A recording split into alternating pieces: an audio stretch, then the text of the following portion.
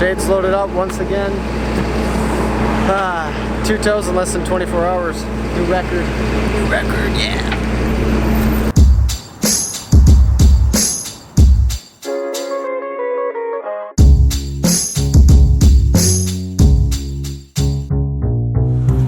Well, we're definitely gonna have to get all this stuff out of the boxes to save space, but the gear's finally here. I gotta grab my Buck 110.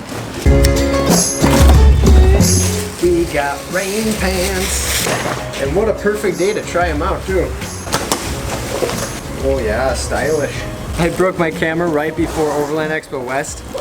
Finally got it back. And the new cargo net, 11,000 pound rating. I think this should be the This will be a lot better. The pup tent is here. We definitely made a lot more room. Thanks to Tom. Very nice gentleman. He's taking all the cardboard and all that. That saves us so much room, Tom. Appreciate it. No, it makes room. It makes room. Yeah, that's true. There was no room. The rain just let up, so we finally have a little bit of a break. I think we need to take advantage of this. Quick, pull everything out and reorganize, because you never know when it's going to start raining again. It's supposed to rain all day.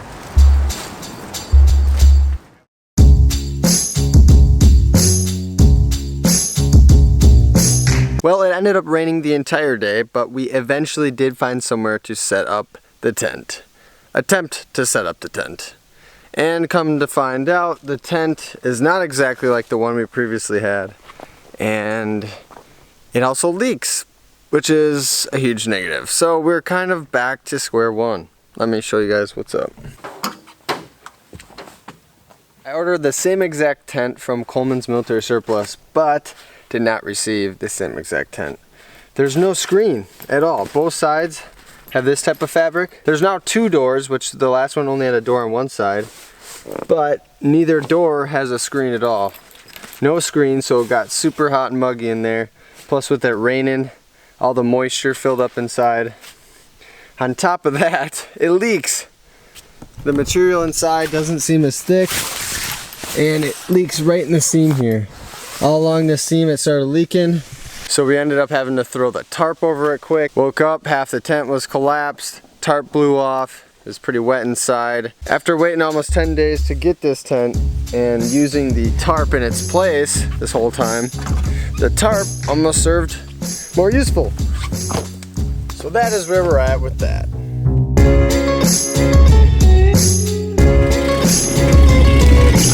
So we just stopped at a park here in Portland, letting Annie run around, doing a little editing quick, and Lucas stopped over and said hi. How's it going? Lucas is from Portland, right? Yep.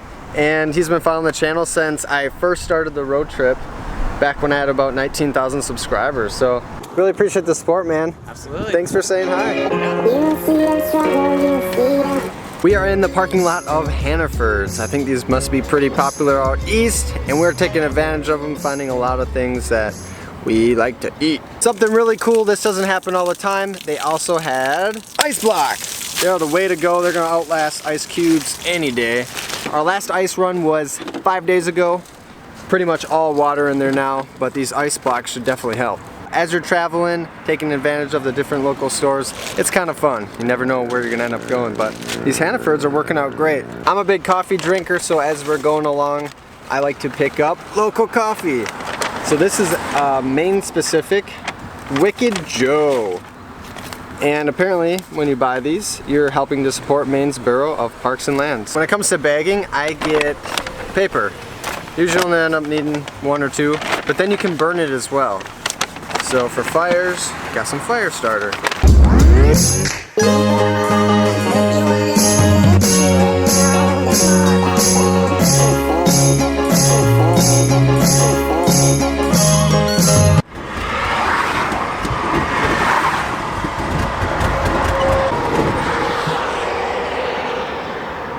Well, Jade just died. She started sputtering, and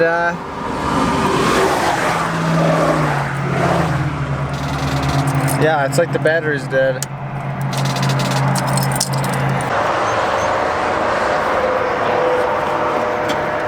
So I was able to jump start the battery, but the Jeep's still sputtering, and then it'll only stay running for about a couple minutes until it dies. So my guess is that the alternator went out, because earlier today this alternator it didn't seem like it was charging like it was supposed to, because the power inverter kept making this beep sound, which means it's basically drawing power faster than it's recharging. So that is where we're at. I'm going through all the local auto parts stores, and they all are closed or are closing in the next 12 minutes. It's going on 9 o'clock. It's about 10 minutes later. I just got off the phone with AAA. We're gonna have Jade towed to a local AutoZone. We're gonna camp there overnight. And then in the morning, we're gonna fix the little girl. I still can't believe it. I recognize the Jeep in the dark.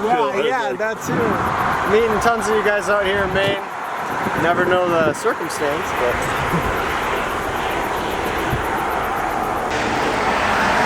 Well, tow truck's on here. Alright, we got Anders. Annie, we're going in a tow truck. Jade's not doing so hot, okay? Sweet. Alrighty.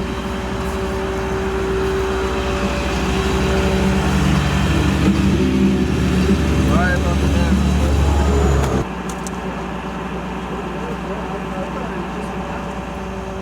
Alright, see you guys. Yeah, take it easy. Oh yeah. Oh, this ain't a bad spot. Yeah, we made it. And the AutoZone is right there, so in the morning, we're golden. Check that out. Couldn't think of a better way to end the evening. Some good old steak. Maybe in a parking lot, but you know, it's pretty wicked. And we're in the corner, so, you know, at least it's dark over here, you know, in the parking lot.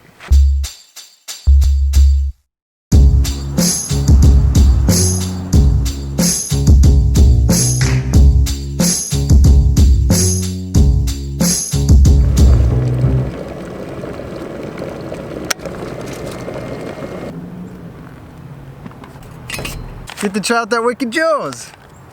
Can't wait. Oh yeah. It's gonna be delicious.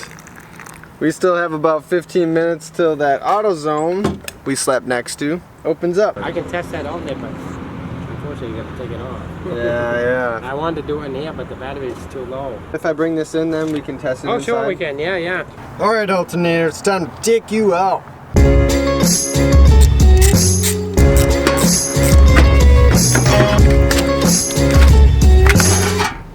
Well, that wasn't too bad. It was about 15 minutes. Let's go get this thing tested.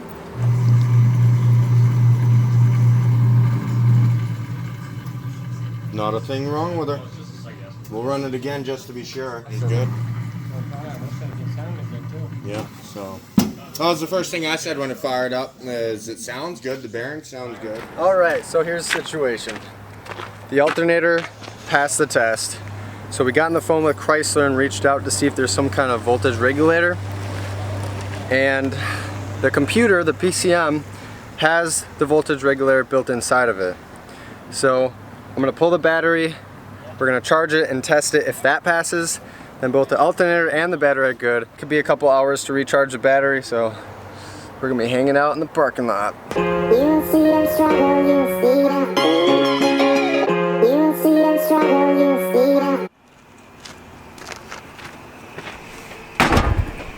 Battery's fully charged and it passed the test. So alternator and battery are good.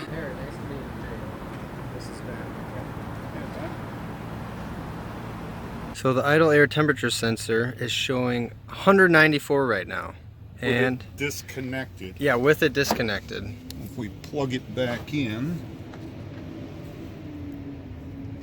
it goes up to 195. So the engine's trying to adjust with 195 degrees. When the engine's not running or anything, it's obviously going to throw everything off. Wow. Yeah. Got the sensor removed. Hopefully this is the culprit. It'll be the cheapest and easiest fix. The guy that was helping us, Harry, is actually friends with Shane, the founder of Central Jeep Owners of Maine, believe it was, that we met earlier in the vlog. Very small world, but everyone just showing us so much support. Another guy was hanging out and he said, you know, we're in Maine where everyone helps everybody, and we are witnessing that through our mishap. So you guys rock. All the ones that have helped us out, Claude, Ray, a lot of these guys are veterans as well. So a huge shout to them and to their service. 15 minutes. Sounds good. Time to go get a new sensor. Thanks for the ride again, man.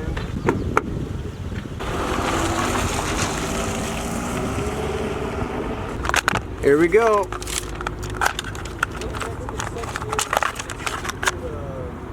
Brand new sensor.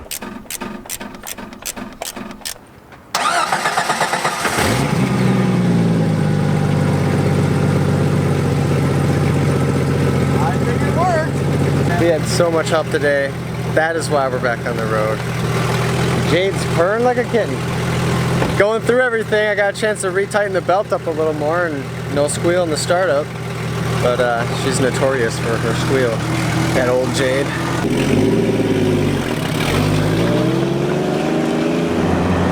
Well, it's been about 10 minutes cruising around. All those symptoms, what happened to us last night, are gone. When you're on the road like this, I mean, I've been very blessed to have so many people help out, but you do have to be self-sufficient. You got to make on-the-fly decisions. So, you know, worked out. So, very blessed, very happy to be back on the road. We made it about an hour and a half, and all of a sudden the same exact symptoms happened. I'm going to floor it, watch. I mean, it's just like no power. Now we're losing power.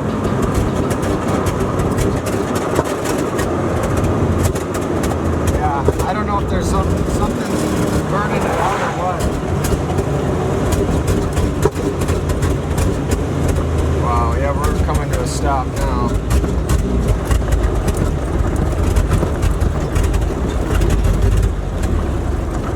And we're dead. Same exact thing as yesterday.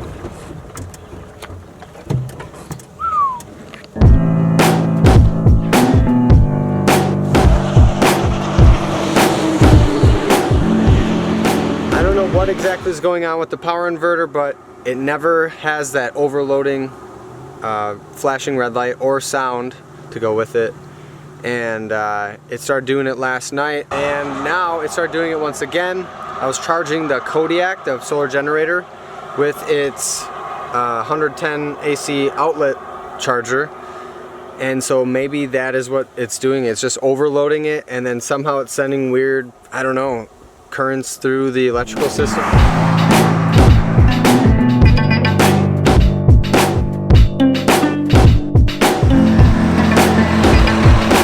Jade's loaded up once again.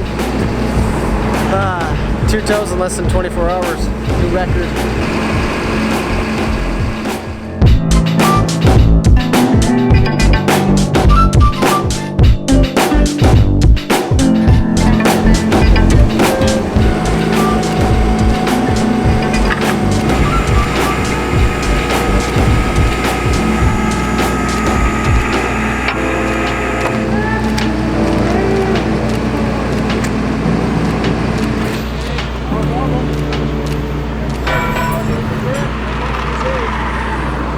I'm going to throw the jump pack on again and show you exactly what it does.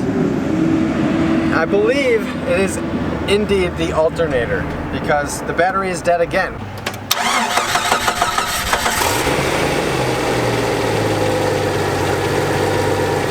This is the positive terminal on the back of the alternator. It's all over the place.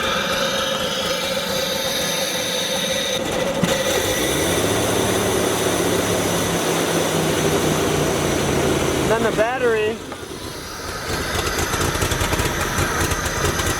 battery's slowly dying. See, 7. Man, she's running rough. Wow. If it was the sensor, the battery wouldn't be dead. It would be able to restart. New alternator. New alternator is in. Gonna jump it again, and we're gonna see what the voltage is at the positive terminal on the alternator. Fingers crossed.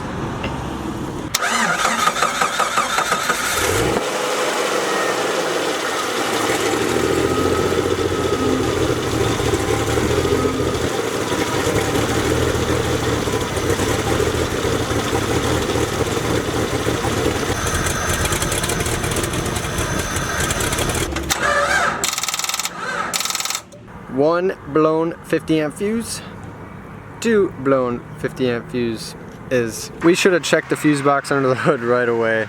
Learn from my mistakes. 50 amp alternator power 1, 50 amp alternator power 2, both of them are blown. So alternator's not gonna work if they're blown. Got my running shoes on. Now it's time to run to Walmart, go get some fuses. All right, we'll see you guys later.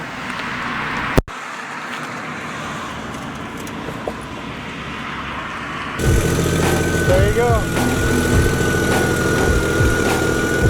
That's what we want. That's all it was. Yep, look. Battery. Perfect. That's all it was. Whew. Only 24 hours of trying to figure it out. It is a couple days later. I'm here in Camden, Maine, and I've had 0 issues since. So replacing those fuses for the alternator seemed to do the trick. And I believe what had happened is I did in fact cause a fault with the power inverter by overloading it using the 110 AC outlet wall charger for the solar generator. Interestingly enough, I've used a grinder with this power inverter before with no issues, and it's a 1000 watt power inverter, so I really don't think that this charger should have been pulling all that much wattages, especially compared to a grinder. But I don't know, just diagnosing everything we couldn't, going step by step. I'm obviously not the best mechanic or electrician by any means, but keep working at it, gotta do whatever it takes to get back on the road. So that's what we did, and no issue since. I'd like to thank again everyone who helped us. We had so much support from the guys at the AutoZone in Waterville, Maine. The great folks in Maine are representing themselves in a very good way, so thank you guys so much for helping us out. Before I let you guys go and end this vlog, I do have a few thank yous to new Patreon pledges. Wayne Martin, Dalton Harriman, Corey Burrell, and Elaine Anthony. Wayne, Dalton, Corey, Elaine, thank you guys so much for helping us out, keeping this journey possible, and supporting us. Thank you. I thought we were getting pulled over, but nope. Chris actually follows the channel. A huge shout to Chris. He's part of the Cumberland County Sheriff's Department and also a fellow serviceman. So Chris, thanks for the support, thanks for saying hi, and thank you for your service, man.